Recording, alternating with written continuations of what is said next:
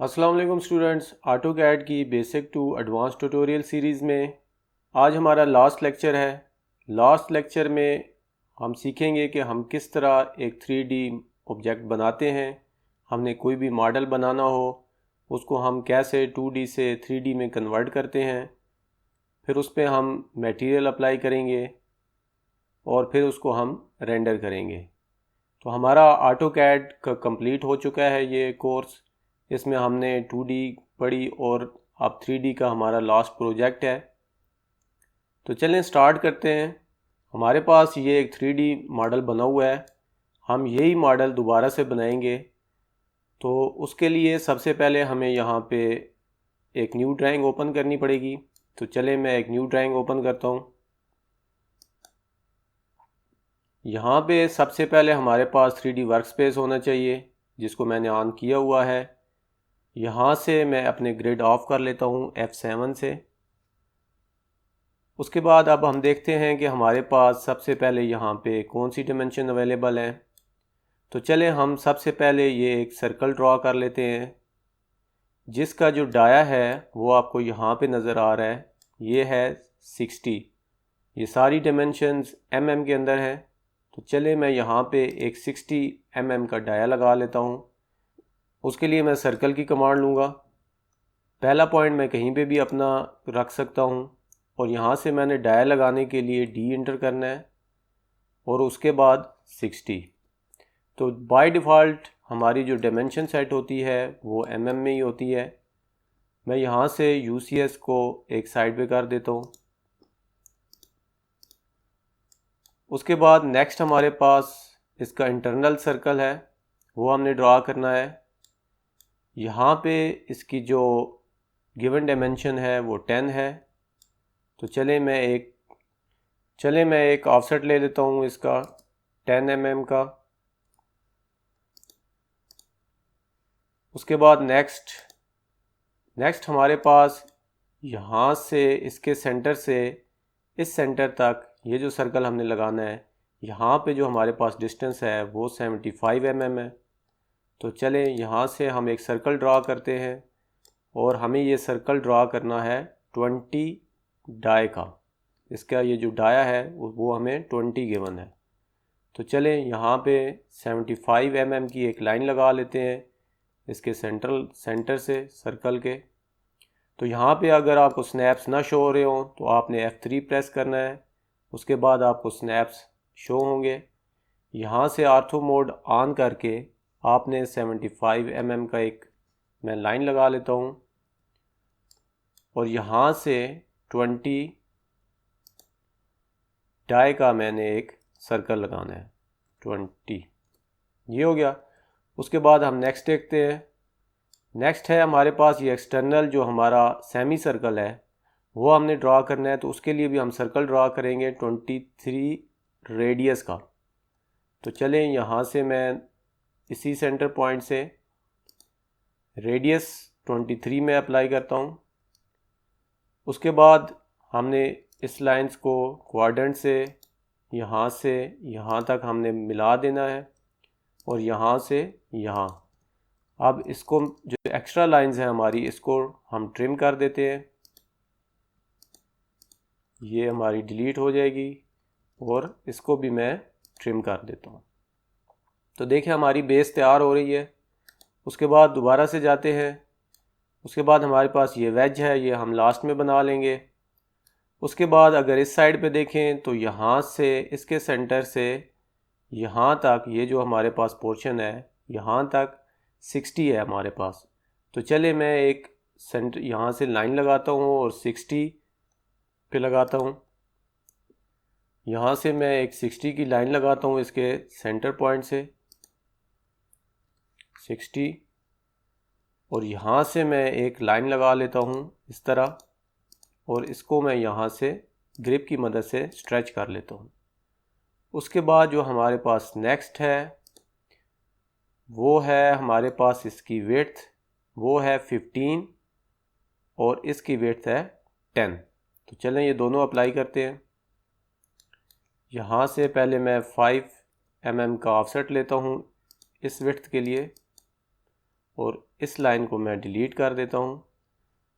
और उसके बाद ये हमारी जो थी इसकी 15 थी, 15 mm, तो वो मैंने यहाँ से कर दिया।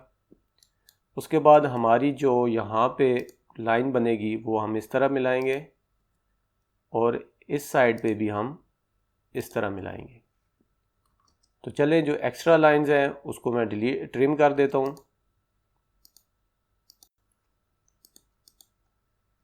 ये और ये भी हमारी इस सर्कल से जो अंदर अंदर है ये हमारी ट्रिम हो जाएंगी। उसके बाद ये हमारा एक ही पोर्शन है, इसको भी मैं ट्रिम कर देता हूँ। नेक्स्ट देखते हैं, ये वाला पोर्शन हमारे पास ऑलमोस्ट कंप्लीट है। अब हम इसको 3D में कन्वर्ट करते हैं और फिर उसके बाद हम ये वाले सर्कल और ये वेज और ये अप्लाई करेंगे। तो चले, मैं अपनी ड्राइंग में जाता हूँ। यहाँ से टॉप व्यू से मैं साउथ ईस्ट आइसोमेट्रिक व्यू कर लेता हूँ और यहाँ से मैं इसको शेडेड कर लेता हूँ और यहाँ से जो मेरा UCS है उसको मैं सही कर लूँगा। तो यहाँ पे आप सबसे पहले होम के अंदर प्रेस पुल हम लेंगे और इसकी हाइट देंगे। अब हाइट हम कंफर्म कर लेते हैं। हमारे पास जो हाइट है वो है यहाँ से 45 है और ये पोर्शन क्योंकि उठा हुआ है तो यहाँ से बेस तक हमारे पास ये बनेगी 15 + 45 60 mm। तो चले, मैं यहाँ से 60 mm इसकी हाइट दे देता हूँ। प्रेस पुल का टूल लूँगा, यहाँ से मैं इसको 60 mm की मैंने हाइट दे दी। उसके बाद नेक्स्ट हमारे पास जो आ जाता है वो है ये वाला सर्कल, हमारा खुद ही क्रिएट हो जाएगा जब हम इसको प्रेस पुल करेंगे। तो ये है हमारे पास 15, तो हम इसको 15 कर लेते हैं। प्रेस पुल टूल दोबारा लेंगे, यहाँ से इसको हम 15 दे देंगे हाइट। उसके बाद नेक्स्ट हमारा जो पोर्शन है वो ये वाला है, ये भी 15 है, तो इसको भी हम 15 हाइट दे देते हैं। प्रेस पुल टूल लेंगे दोबारा से, ये वाला 15 और इसी तरह इसकी जो दूसरी साइड पे है मैं इसको ऑर्बिट कर लेता हूँ। यहाँ से भी हमने इसको 15 देना है। चले, मैं दोबारा से व्यू अपना साउथ ईस्ट पे कर लेता हूँ। अब हमारी बैक साइड रह जाती है, तो बैक साइड जो हमारी है वो है 45, तो यहाँ से मैं इसको 45 ऊपर पुल कर लेता हूँ। चलें, अब हमारा जो है नेक्स्ट हमने देखना है। अब देखें यहाँ पे ये वाला पोर्शन इससे ऊपर है, तो ये हमारा 15 mm ऊपर है, तो मैं भी उसको 15 mm मूव कर लेता हूँ। ये जो हमारा पोर्शन रहेगा इसमें ये आपने सारा ऐसे सिलेक्ट कर लेना है और इसको मूव कमांड से आपने ऑर्थो ऑन होना चाहिए आपका। यहाँ से आप इसको 15 ऊपर कर लें। चलें, इसे दोबारा से मैं अपना व्यू सही कर लेता हूँ ताकि मुझे सही क्लियर व्यू हो। तो देखिए, अब हमारा ये वाला पोर्शन तो ऑलमोस्ट कंप्लीट हो गया है। अब हमने इसके अंदर होल क्रिएट करने हैं, एक यहाँ पे और एक यहाँ पे, और उसके बाद हमने यहाँ पे वेज लगानी है। तो चले होल का देखते हैं हमारे पास क्या डायमेंशंस हैं। होल के लिए जो हमारे पास इस लाइन से यहाँ तक 15 mm हमने सेंटर पॉइंट लेना है इसका, और उसके बाद जो इसका होल का रेडियस है वो है 8 mm। तो चले हम यहाँ से लेते हैं, यहाँ से हम कॉपी एज वाली कमांड यूज़ करेंगे और इस एज को हम कॉपी कर लेंगे नीचे 15। तो देखें यहाँ पे हमारी 15 पे एक 3D में ऑफसेट लग गया है, ये कॉपी हुई है। और यहाँ से हमने एक सर्कल क्रिएट करना है इसके मिड से 8 रेडियस का, और उसके बाद ये लाइन मैं डिलीट कर देता हूँ।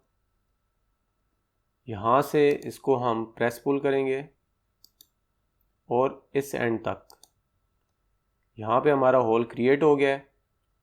इसी तरह हम इस साइड पे भी करेंगे। तो उस साइड पे मैं यही सर्कल जो है कॉपी कर लेता हूँ।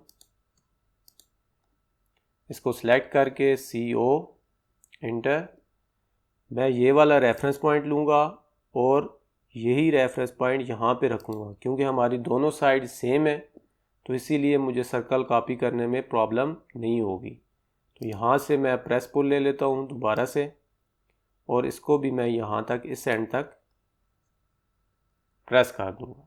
उसके बाद मैं दोबारा से अपना व्यू सही कर लेता हूँ। नेक्स्ट देखते हैं हमारे पास क्या है। अब यहाँ पे हमने वेज अप्लाई करनी है, तो वेज के लिए दोबारा से हम देखते हैं हमारे पास उसकी क्या डायमेंशंस हैं।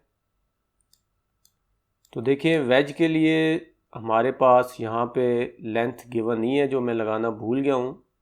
तो ये है 25 और इसकी जो विड्थ है वो सेम 10 वाली आ रही है। तो चले मैं यहाँ से 25 की विड्थ लगाता हूँ, लेंथ लगाता हूँ, और 10 इसकी विड्थ लगाता हूँ, और हाइट तो हमारी यहाँ से यहाँ तक रहेगी।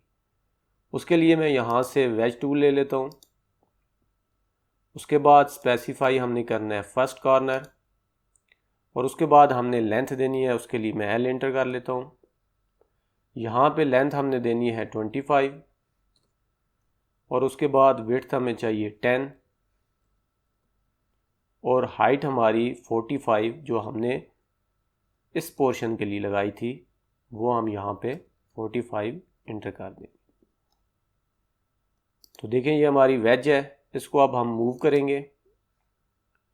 चले मैं इसको मूव कर लेता हूँ। यहाँ से मैं मिड पॉइंट लूँगा रेफरेंस के लिए, और उसके बाद इसको मैं यहाँ पे क्वाड्रेंट पे रखूँगा। लेकिन ये देखें एंड पॉइंट पकड़ रहा है। यहाँ पे आपने इंतहाई ध्यान से रखना है। यहाँ से राइट क्लिक करें आप अगर शिफ्ट प्रेस करके, और यहाँ से क्वाड्रेंट सेलेक्ट कर लें। तो देखिए मैं क्वाड्रेंट पे रख रहा हूँ लेकिन वो वहाँ पे जा रही है मेरी वेज। तो देखिए इसके लिए मैं फिर क्या करता हूँ, कभी अगर ऐसा मसला आ जाए आपके साथ तो आपने क्या करना है, एक मिड पॉइंट लगा लें यहाँ से सेंटर लाइन, और इसको आप सिंपल यहाँ से मूव कर लें इस पॉइंट पे इस तरह, और उसके बाद फिर आप इसको यहाँ से अगेन मूव कर लें आर्थो ऑन करके यहाँ पे। तो इस तरह ये हमारी एग्जैक्ट सेम पोजीशन पे आ जाएगी। तो देखिए ये हमारा एक 3D ऑब्जेक्ट तैयार हो गया। अब मैं क्या करता हूँ कि ये जो मेरे 3D हैं इनको मैं सेलेक्ट करता हूँ, ये भी, और मैं यहाँ से ऑर्बिट कर लेता हूँ, और उसके बाद इसको भी और ये भी, इसको मैं कर लेता हूँ मूव। यहाँ से मैंने कर लिया मूव।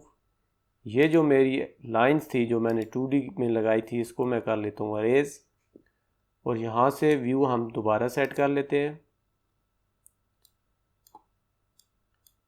अब यहाँ पे इसको जितना भी हमने बनाया इसको मैं यूनियन कर लेता हूँ। यहाँ से आपने यूनियन पढ़ा था, यूनियन, उसके बाद सिलेक्ट ऑब्जेक्ट, और उसके बाद इंटर। तो ये आपका एक ऑब्जेक्ट बन जाएगा।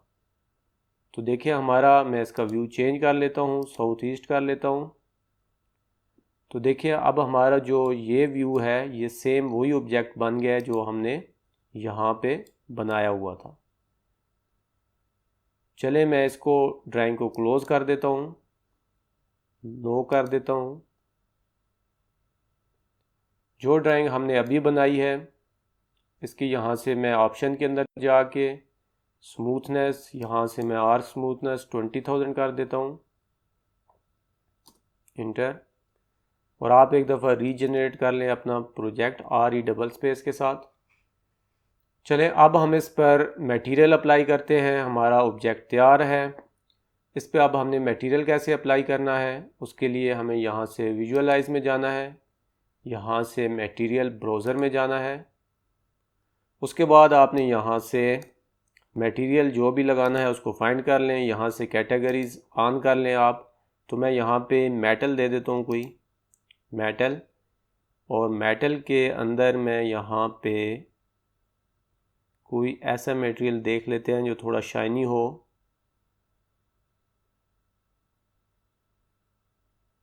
मैं यहाँ पे ब्रश जो पॉलिश्ड है इसको अप्लाई कर लेता हूँ।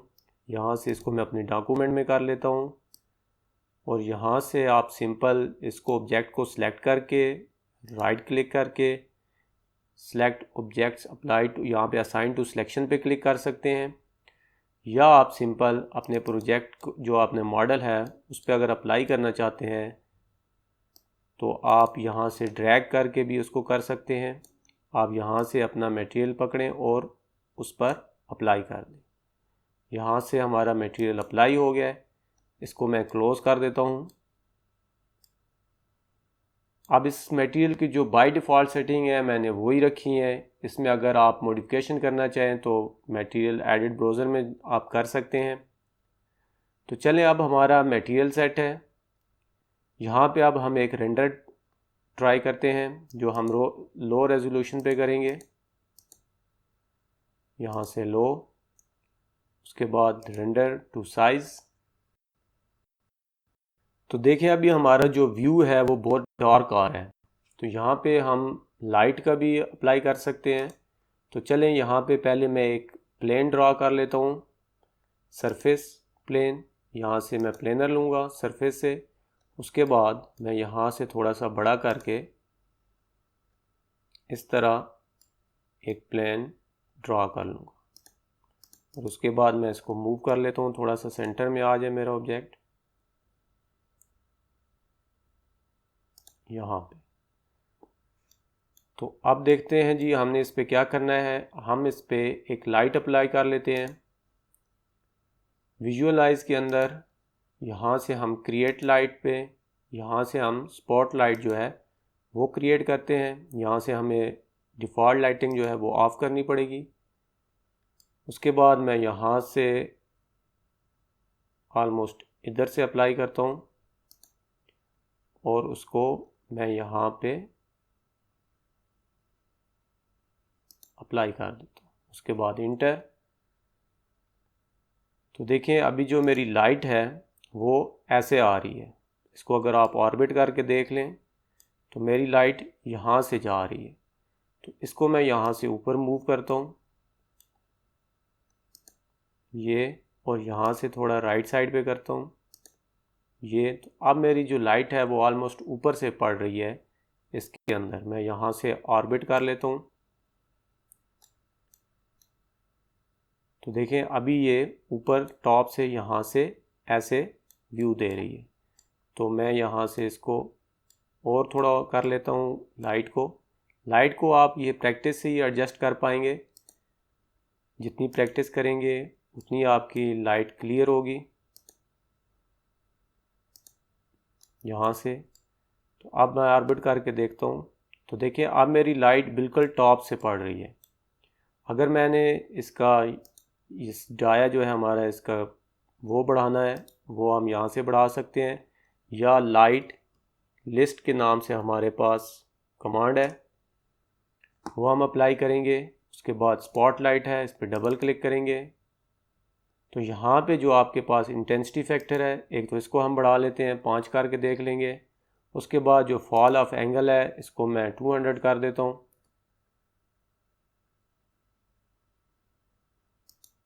और उसके बाद जो मेरा हॉट स्पॉट एंगल है इसको भी मैं बढ़ा देता हूँ, इसको मैं बल्कि कम कर देता हूँ 30। और ये मेरा 200 बहुत ज़्यादा हो गया है, इतना तो हमें नहीं चाहिए। तो मैं इसको ऑलमोस्ट 80 करता हूँ। 80 भी ज़्यादा है, इसको हम 60 कर लेते हैं। यहाँ पे हम एक रेंडर ट्राई करेंगे। चले मैं इसको यहाँ से क्लोज़ कर लेता हूँ और यहाँ से हम व्यू लेंगे साउथ ईस्ट का और यहाँ से हम थोड़ा जूम कर लेंगे इसको। उसके बाद एक रेंडर अप्लाई करते हैं। तो देखें अभी जो मेरी लाइट है वो इस ऑब्जेक्ट पे पड़ना शुरू हो गई है, लेकिन अभी मुझे इसकी इंटेंसिटी कम लग रही है। तो चलें मैं यहाँ से इसको कैंसिल कर लेता हूँ और उसको क्लोज़ कर देता हूँ और दोबारा से लाइट लिस्ट की कमांड में जाता हूँ। यहाँ से इस पे डबल क्लिक करेंगे और जो इंटेंसिटी है इसको मैं 15 कर लेता हूँ। 15 करके चेक करते हैं, क्लोज, और यहाँ से रेंडर टू साइज़। अभी हमारी ज़्यादा हुई है इंटेंसिटी, लेकिन अभी भी डार्क व्यू आ रहा है। इसको कम कर देता हूँ मैं और यहाँ से दोबारा से लाइट लिस्ट में जाते हैं। स्पॉट लाइट के ऊपर डबल क्लिक। उसके बाद ये जो हॉट स्पॉट एंगल है इसको मैं ज़्यादा कर लेता हूँ, ये कम है क्योंकि ये मेरे ऑब्जेक्ट पे सही नहीं पड़ रहा। इसको मैं 50 करता हूँ और उसके बाद इंटेंसिटी भी मैं 20 करके देख लेता हूँ। 30 करते हैं। तो अभी यहाँ से हम रेंडर ट्राई करते हैं। देखिए अभी जो मेरा एंगल था हॉट स्पॉट का वो अब यहाँ पे ज़्यादा हुआ है और मेरी इंटेंसिटी भी यहाँ पे ज़्यादा है। अगर आपने और लाइट तेज़ करनी हो, अपनी इंटेंसिटी बढ़ानी हो, तो आप इसको इसी तरीके से इजीली कर सकते हैं। चलिए मैं लाइट और तेज़ कर लेता हूँ। यहाँ पे ये जो बैक पे आपको ब्लैक बैकग्राउंड नज़र आ रहा है वो हमारी सन लाइटिंग ऑफ होने की वजह से है। अगर उसको ऑन करना है तो चले मैं यहाँ से इसको क्लोज़ करता हूँ। यहाँ पे हमने डिफ़ॉल्ट लाइटिंग ऑन नहीं करनी, बल्कि यहाँ से जो सन स्टेटस है उसको हम ऑन कर लेते हैं। तो देखिए हमारा सन स्टेटस अब ऑन हो गया है। तो अब हम दोबारा से एक रेंडर लेते हैं। तो देखें अब जो वो ब्लैक बैकग्राउंड था वो अब वाइट हो गया है। इसको मैं यहाँ से कैंसिल करता हूँ और क्लोज़ कर देता हूँ। उसके बाद हम स्काई ऑन करते हैं। उसके लिए आपका जो व्यू है वो पर्सपेक्टिव होना चाहिए। तो यहाँ से होम पे मैं व्यू को पर्सपेक्टिव कर लेता हूँ। होम पे राइट क्लिक करना है आपने और पर्सपेक्टिव व्यू कर लेना है।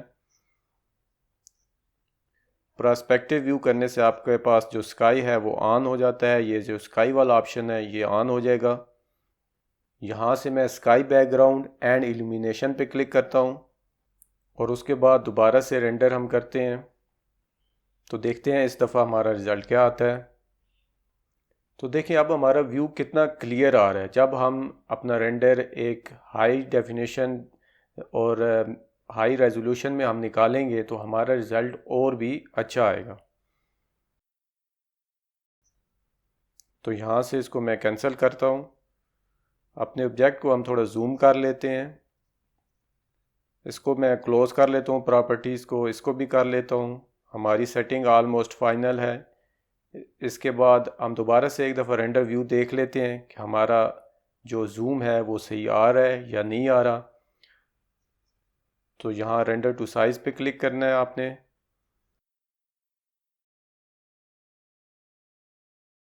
तो देखिए अब जो हमारा जूम है वो बहुत ज़्यादा हो गया है। इसको मैं क्लोज़ करता हूँ यहाँ पे कैंसिल करके। तो ये जो जूम हुआ है पोर्शन इसको मैं थोड़ा सा कम करता हूँ। आप Z, उसके बाद आपने डबल स्पेस एंटर करनी है और माउस के लेफ़्ट बटन से आप इसको Aahista Aahista zoom in out कर सकते हैं। वैसे स्क्रॉल बटन से आपसे कम या ज़्यादा हो जाता है। चलें अब दोबारा से हम एक दफ़ा रेंडर देख लेते हैं। तो देखें अब हमारा जो जूम है वो सही परफेक्ट आ रहा है। हमारी लाइटिंग परफेक्ट है। हमारा सीन अब रेडी है। इसको अब हमने फाइनल रेंडर करना है।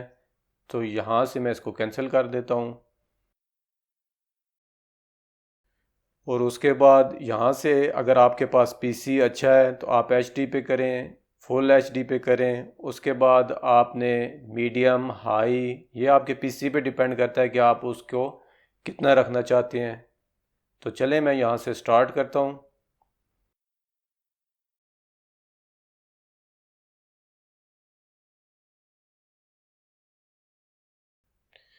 ये अब हमारा रेंडर होने में टाइम लेगा। तो आपको समझ आ गई होगी कि किस तरह से हम कोई भी 3D मटेरियल 2D से लेके उसको 3D में कन्वर्ट कैसे करते हैं। उसके बाद हम उस पर मटेरियल कैसे अप्लाई करते हैं और उसके बाद हम अपना फाइनल रेंडर या लाइट्स वगैरह लगाते हैं। उसको हम सन लाइट्स कैसे ऐड करते हैं, एनवायरनमेंट कैसे ऐड करते हैं, और जो हमारी आर्टिफिशियल लाइट्स होती हैं वो हम कैसे उसको देते हैं, और उसके बाद हम अपना फाइनल जो रेंडर है वो कैसे लेते हैं, या आपने कोई सीन क्रिएट करना हो तो उसको आप कैसे करते हैं। उसके बाद जैसे ये हमारी यहाँ से रेंडर हो जाए उसको आपने यहाँ से सेव कर लेना है। तो ये था हमारा आज का लेक्चर, और ये हमारा लास्ट लेक्चर था। हमने 2D से लेके 3D तक आलमोस्ट सारा कोर्स कवर किया। जो बहुत ज़्यादा चीज़ें यूज़ होती हैं वो मैंने आपको करवा दी हैं, और जिनका यूज़ बहुत रेयर होता है, जिनकी हमें ज़रूरत नहीं पड़ती, वो मैंने इस कोर्स में आपको नहीं बताई। लेकिन फिर भी आप एक प्रोफेशनल की तरह आप यहाँ पे वर्क कर सकते हैं। आप कोई भी चीज़ 2D में हो या 3D में आप इजीली बना सकते हैं, बस आपको अपनी फील्ड में ग्रिप होनी चाहिए। आप 2D का या 3D का कोई भी ऑब्जेक्ट, चाहे वो आपकी सिविल से रिलेटेड हो, आपकी मैकेनिकल से रिलेटेड हो, आर्किटेक्चर से आप बिलोंग करते हो, या आप कोई और इंजीनियर हो, या आपने इंटीरियर डिज़ाइनिंग करनी है, या आपने फर्नीचर के मॉडल बनाने हैं, तो आप कोई भी काम इस ऑटोकैड पे कर सकते हैं। उसमें बस आपको नॉलेज होना चाहिए कि वो चीज़ क्या होती है, उसकी प्रॉपर्टीज़ कैसे होती हैं, उसकी डायमेंशन क्या होती हैं। ये सारा इसका आपको ख़ुद पता होगा तो तभी आप ये सारा काम कर सकेंगे। उसके बाद लास्ट में मैं दोबारा से यही कहूँगा आपको कि आप दोबारा से ज़्यादा प्रैक्टिस करें। जितनी ज़्यादा आप प्रैक्टिस करेंगे आपकी उतनी ऑटोकैड के अंदर ग्रिप अच्छी होगी। शॉर्ट कीज़ का यूज़ ज़्यादा से ज़्यादा करें। तो thanks for watching this tutorial series. अल्लाह हाफिज़।